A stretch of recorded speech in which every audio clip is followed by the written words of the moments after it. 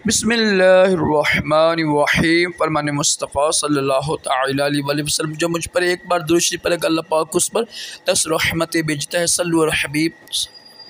आजिज़ी करना अज़ीम सुन्नत मार कर रशद अतारी न्यू रूहानी इलाज लेकर बेशक खिदमत। आजकल बुखार हो रहा है हर बंदे को ना, मौसम की तब्दीली की वजह से। तो एक ऐसा वजीफ़ा लेकर आया हूँ, ऐसा अमल लेकर आया हूँ बुखार के हवाले से।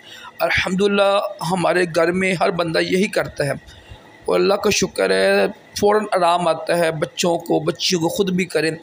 ये बहुत बड़े इमाम गुज़रे हैं सहाबा कराम और नवासाए रसूल इमाम सादक, ठीक है, जो 12 इमाम हैं उनमें से एक इमाम है इमाम सादक हो।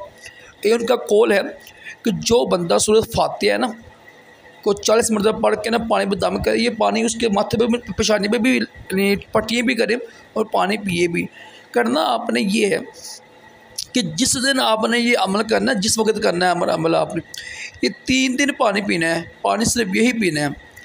समझ कि आज शाम है ना, इसलिए आप आज मिसाल शाम है और आज इतवार है, दम करे पानी पर बच्चे को यही पानी पिलाएं। सोमवार मंगल बुध तक ना, बुध की शाम तक यही पानी पिलाना है।